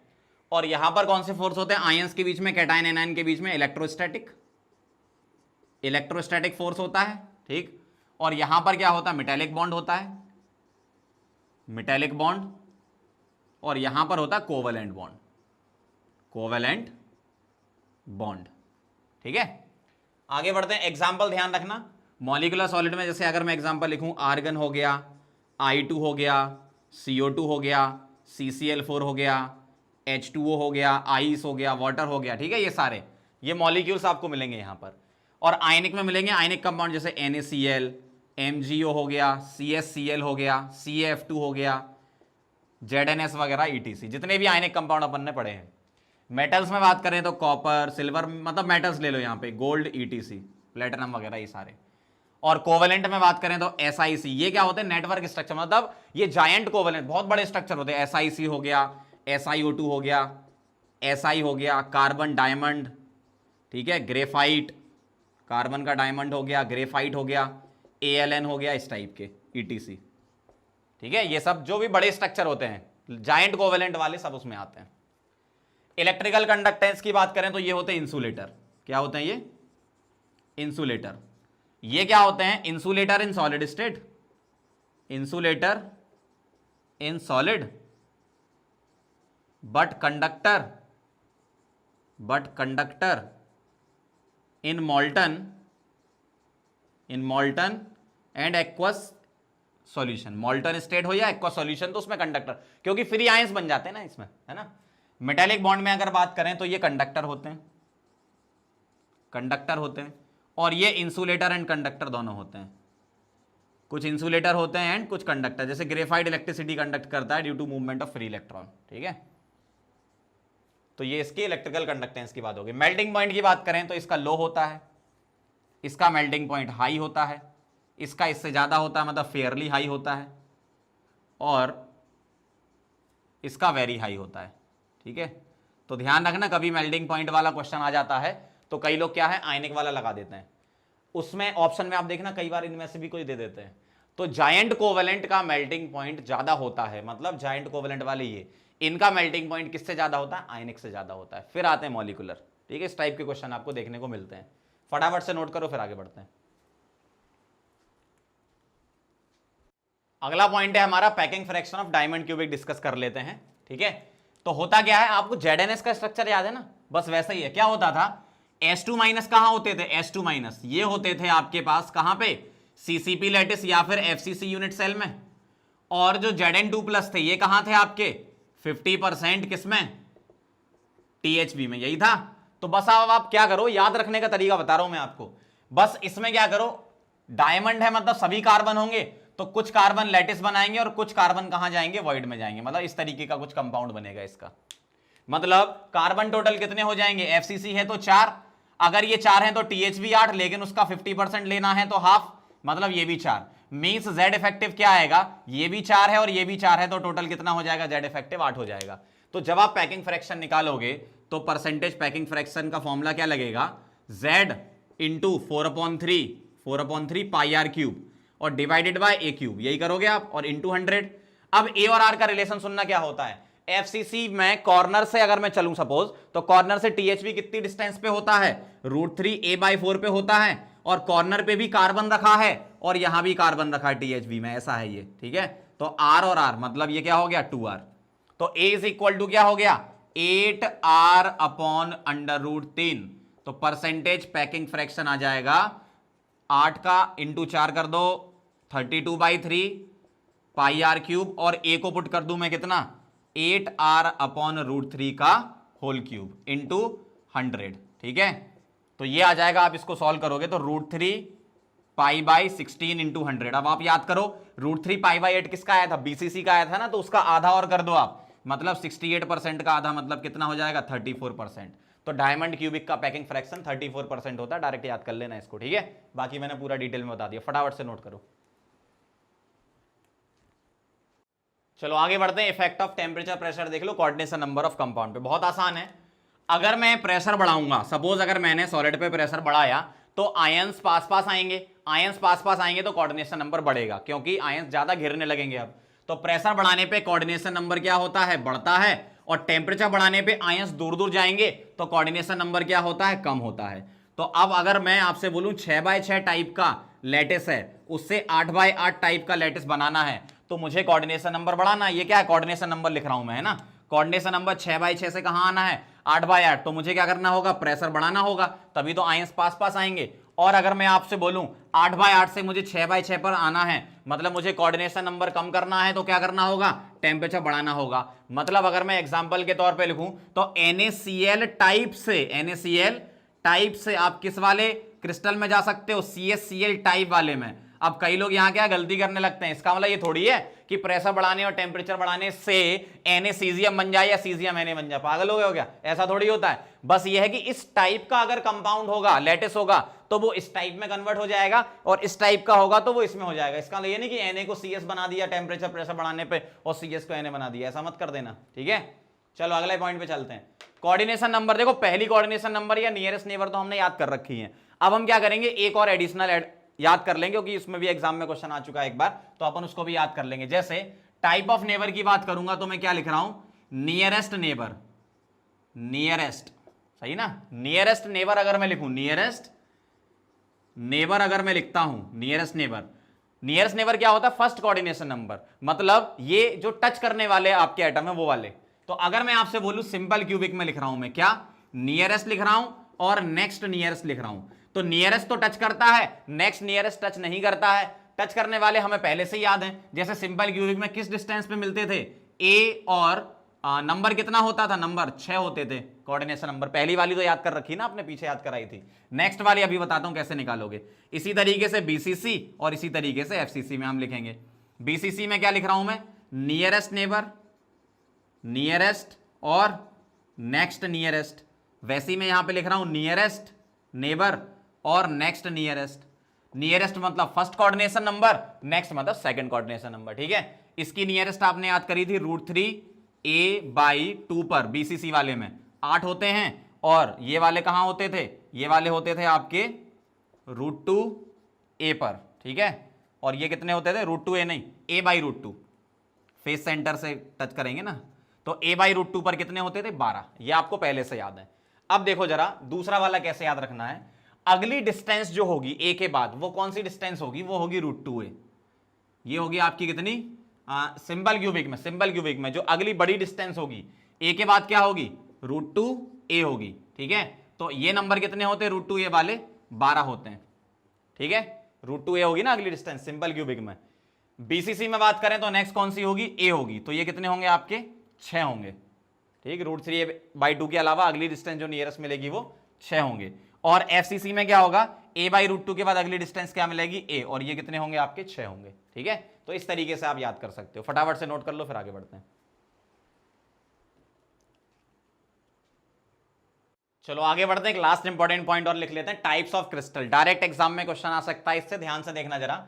देखो क्रिस्टल का मतलब यहां पर हम बात करेंगे 3D में जो जो ज्योमेट्रीज एग्जिस्ट करती हैं उसके बारे में। देखो हमेशा 3D में जो भी ज्योमेट्री बनती है उसमें होता क्या है, डिस्टेंस भी लेते हैं और एंगल भी लेते हैं। सपोज अगर मैं आपको थोड़ा सा समझा दूं यहां पे कि मेरे पास 3 डिस्टेंस हैं, मतलब मेरे पास 3 एक्सेस हैं, तो वहां पे मुझे 3 डिस्टेंस लेनी पड़ेंगी 3D में। ये मैंने A डिस्टेंस ले ली, यहां मैंने B ले ली, और यहां मैंने C ले ली, ठीक है। ये 3 डिस्टेंस हो गई। A डिस्टेंस जहां पर ली उसके अपोजिट वाले एंगल को मैं बोल रहा हूं अल्फा, और B के अपोजिट बीटा, और C के अपोजिट क्या बोल रहा हूं, गामा। तो 3 डिस्टेंस और 3 एंगल से 3D ज्योमेट्री बनती है, ठीक है। तो मैं क्या लिख रहा हूं यहां पर मैं क्रिस्टल लिखूंगा, कौन कौन से क्रिस्टल हैं, ठीक है। और इंटर एक्सियल डिस्टेंस लिखूंगा ABC के बारे में, इंटर एक्सियल डिस्टेंस ये लिखूंगा, और इंटर एक्सियल एंगल्स लिखूंगा। क्या लिखूंगा, इंटर एक्सियल एंगल्स, मतलब कौन से वाले, अल्फा बीटा गामा, ठीक है। और यहां पर हम लिखेंगे ब्रेविस लैटिस,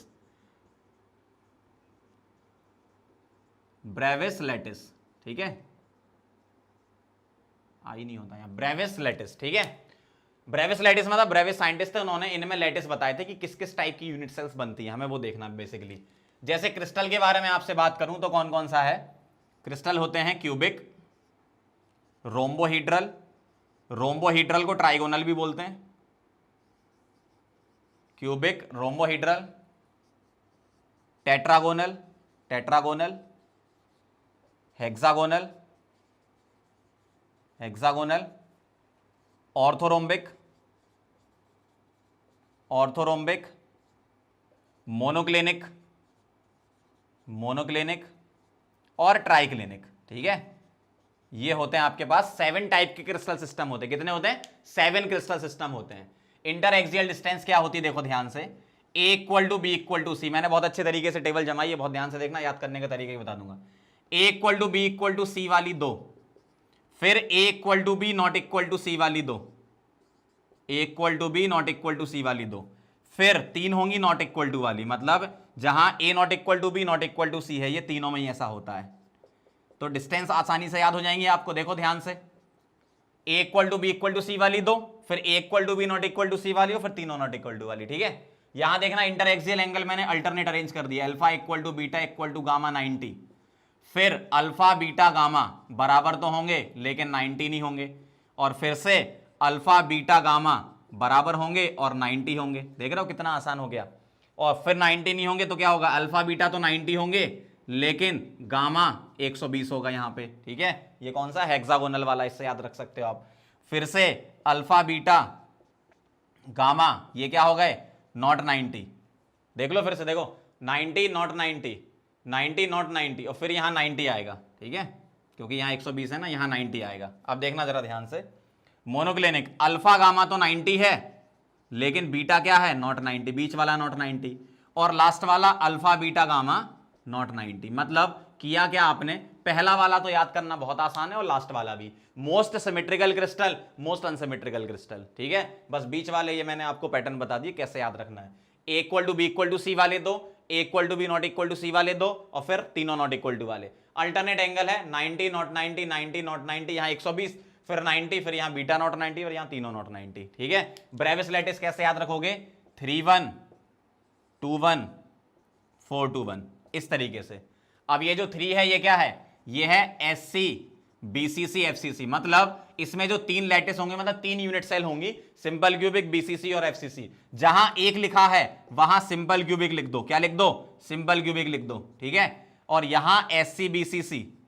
ठीक है, और जहां 4 लिखा है वहां SC BCC FC और EC, ये आपके लिए नया आ गया EC। ठीक है, अभी बताता हूं क्या है। और ये SC और EC ऐसा होता है। ये EC क्या होता है, अब ये देखना जरा ध्यान से, नया आ गया आपके लिए। EC होता है एंड सेंटर्ड, क्या होता है ये, एंड सेंटर्ड यूनिट सेल। ये कहां कहां होती है, मोनोक्लिनिक में और ऑर्थोरोम्बिक में। एंड सेंटर्ड कैसी दिखती है, जो भी अपना ऑर्थोरोम्बिक या मोनोक्लिनिक ज्योमेट्री होगी, ठीक है, मैंने ये बोल दिया कि ऑर्थोरोम्बिक या मोनोक्लिनिक है, उसमें क्या होगा, उसमें क्या होगा, यहां पर 2 अपोजिट फेस सेंटर पर यहां पर 2 एटम होंगे, इसी को अपन बोलते हैं EC, जिसको बोलते हैं एंड सेंटर्ड। अपोजिट कोई भी 2 फेस सेंटर पे एटम आपको रखने हैं। ठीक है, तो इस टाइप से आप ये टेबल याद कर लेना। ये तो हो गए एंगल वाले और डिस्टेंस वाले। अब इसको याद करने का तरीका बता देता हूं। यहां कैसे याद रखोगे, यहां रखना, क्यों रहें टीना, हेमा और मोना तेरे क्लिनिक पर। ठीक है, तो इस तरफ का आपको याद हो जाएगा, क्यों रहें टीना, हेमा और मोना तेरे क्लिनिक पर, और इसका मैंने बता दिया आपको याद करके। अब आपसे इसमें क्वेश्चन किस टाइप के पूछ लेंगे, मोस्ट सिमेट्रिकल क्रिस्टल बताओ, मोस्ट अनसिमेट्रिकल क्रिस्टल बताओ, ऐसा क्रिस्टल बताओ जिसमें मैक्सिमम ब्रेविस लैटिस है, orthorhombic. Geometry of match box बताओ, ऑर्थोरोम्बिक होती है। आप देखना माचिस की डिब्बी की ज्योमेट्री ऑर्थोरोम्बिक होती है। A not equal to B not equal to C होता है और अल्फा बीटा गामा तीनों 90 होते हैं। आप देख लेना मैच बॉक्स के बारे में। ठीक है, तो ये सारी कहानी है। टोटल क्रिस्टल सिस्टम कितने होते हैं, 7। टोटल ब्रेविस लैटिस कितने, सबको जोड़ दो तो 14 आते हैं। ठीक है, जोड़ देना आप। तो इस टाइप के क्वेश्चन इसमें बन सकते हैं। ठीक, नोट कर लो आप इसको।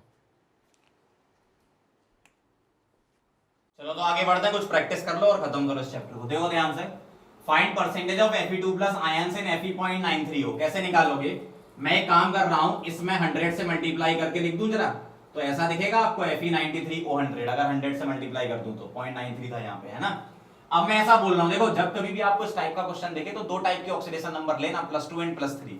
अब मैं ऐसा बोल रहा हूं, लेट Fe2 प्लस आयंस, ये तुम्हारे पास अगर X है तो बताओ Fe3 प्लस आयंस कितने होंगे, टोटल कितने हैं 93, तो 93 माइनस X ऐसे लिख दूंगा मैं। अब आप क्या करो, पूरा का पूरा कंपाउंड देखो न्यूट्रल है ना, इसका मतलब total positive charge total negative charge बराबर होना चाहिए, तो मैं वही कर रहा हूं। टोटल पॉजिटिव क्या आ जाएगा, 2x plus 3 into 93 minus x, ये टोटल पॉजिटिव हो गया। Is equal to total negative. तो 100 इंटू -2 मतलब -200, तो वो टोटल पॉजिटिव टोटल नेगेटिव बराबर, तो 200 लिख रहा हूं मैं। ऑक्साइड में -2 होता है, ठीक है। ये आ गया आपका 2x प्लस ये हो गया 3 3 9 और 279 minus 3x is equal to 200। तो यहां से x आ गया आपका 79, सही है। अब x 79 आ गया, तो percentage of Fe2 plus ions कितने आ गए? ये आ गए आपके पास 79 डिवाइडेड बाय Fe कितने थे? 93, और परसेंटेज के लिए इंटू 100 कर दो, ठीक है। इसको एक बार सॉल्व कर लेना, देख लेना कितना आ रहा है। ये आपका आंसर आ गया 7900/93 कितना आएगा अप्रोक्सीमेटली, देख लेना आप डिवाइड करके। अगर आपसे Fe+3 पूछे तो आप क्या करोगे? 93 माइनस x को ऊपर रखो, 93 को नीचे रखो और इंटू 100 कर देना, ठीक है, इस टाइप से। तो ये क्वेश्चन हो गया आपका। इसमें और देखने को मिलेंगे क्वेश्चन आपको, क्या Mn.980 हो, Ni.980 हो, Fe.93 के अलावा 94 वाला भी देखने को मिलेगा। तो ऐसे ही करना है सारे क्वेश्चन आपको, ठीक है, सॉल्व करके लिख लेना। आगे बढ़ते हैं। Which of the following is pseudo solid और सुपरक्यूल्ड लिक्विड? जो अमोर्फस सॉलिड है उसको हम बोलते हैं स्यूडो सॉलिड, और जो क्रिस्टलाइन होते हैं उसको ट्रू सॉलिड बोलते हैं, ठीक है। तो ध्यान से देखो, SI क्या है? क्रिस्टलाइन है। क्रिस्टलाइन में भी अगर मैं पूछूं कौन सा वाला है, तो ये नेटवर्क सॉलिड है, मतलब कोवेलेंट है। CO2 क्या है? मॉलिक्यूलर है। सिल्वर क्या? मेटेलिक है। ग्लास क्या? अमोर्फस है, ठीक है। तो अमोर्फस या सुपरकूल्ड लिक्विड, ऐसा। If NaCl is doped with 10⁻³ mole% of SrCl2, what is the concentration of cation vacancy? यहां हमारा concentration से मतलब है नंबर ऑफ आयंस से, ठीक है। तो नंबर ऑफ आयंस हमें लिखना है यहाँ पे, ठीक है। नंबर ऑफ आयंस कैसे लिखेंगे? नंबर ऑफ आयंस लिखने का तरीका ये है कि मैंने आपको पॉइंट लिखवाया था जब ये पढ़ाया था topic, number of cation vacancies, number of cation vacancies is equal to number of Sr2 plus ions, सही है, ये लिखूंगा मैं। तो number of Sr2 plus ions बता दो कितने हैं। मोल कितना है? 10⁻³ तो मोल परसेंट है ना, तो परसेंट से वापस आओ तो 10⁻², इतने मोल हो गए। और इंटू क्या कर दूं? अवोगैड्रो नंबर, तो ये आ गया तुम्हारे नंबर ऑफ Sr+2 आयंस। तो ये कितना हो गया? 10⁻⁵ और इंटू 6 इंटू 10⁻23, तो ये आ गया भाई साहब 6 इंटू 10⁻18। इतने number of Sr2 plus ions होंगे, मतलब इतनी ही वैकेंसीज क्रिएट होंगी। समझ गए बात को? तो चलो ये नोट कर लो, ठीक है। तो अपना सॉलिड स्टेट वाला चैप्टर खत्म हो गया है। अब आपको जो एनसीईआरटी में पीछे की तरफ इलेक्ट्रिकल एंड मैग्नेटिक प्रॉपर्टीज दी हैं वो मैं यहां कवर नहीं कर रहा हूं, क्योंकि वीडियो फिर बहुत लंबा खिंच जाएगा। आप उसको एक बार रीड कर लेना, क्योंकि आपको पहले से ही बेसिक इंफॉर्मेशन फिजिक्स में रहती है कि इलेक्ट्रिकल मैग्नेटिक प्रॉपर्टी क्या है। जैसे इलेक्ट्रिकल प्रॉपर्टी में कंडक्टर, इंसुलेटर, सेमीकंडक्टर क्या होता है, और मैग्नेटिक प्रॉपर्टी में एंटी फेरो, फेरो, फेरी वगैरह ये सब क्या होते हैं। एक बार आप रीडिंग भी कर लेना एनसीईआरटी की पीछे की, एक बार देख लेना, क्योंकि उससे क्वेश्चन आने के चांसेस बहुत कम है। तो यहाँ पर अपन वो टाइम यूज यहाँ पर ना करके अपन उसको थर्मो में यूज कर लेंगे, तो जल्दी काम हो जाएगा आप लोगों का भी, है ना। तो फटाफट से इसको नोट कर लो। मिलते हैं फिर अपन अगला चैप्टर अपन स्टार्ट करेंगे थर्मोडायनेमिक्स। बहुत अच्छे से पढ़ना वो चैप्टर, मिनिमम 2 क्वेश्चन उसमें से आएंगे ही आएंगे, ठीक है। बहुत ध्यान से पढ़ेंगे, आराम आराम से पढ़ेंगे वो वाला चैप्टर अपन, ठीक। सारे एक एक पॉइंट कवर कराऊंगा मैं, first law, second law, entropy, free energy वगैरह, थर्मोकेमिस्ट्री के क्वेश्चन कैसे करने उसकी ट्रिक भी बताऊंगा आपको, ठीक है। तो चलो मिलते हैं फिर अगले वीडियो में। यहाँ तक काफी है, आराम से पढ़ते रहो, बढ़िया तरीके से वीडियो देखो और रिवीजन करते रहो आप अपना, ठीक है। और एनसीईआरटी जरूर रीड करते रहो, फिर से बोल रहा हूँ, NCERT is the god of chemistry, सीधी सी बात है, ठीक। तो एनसीईआरटी बहुत आपको आराम से तसल्ली से पढ़नी है, कोई उसमें जल्दीबाजी नहीं मचाना है। आप आराम से देखते रहो, रीड करते रहो, ठीक है। चलो मिलते हैं।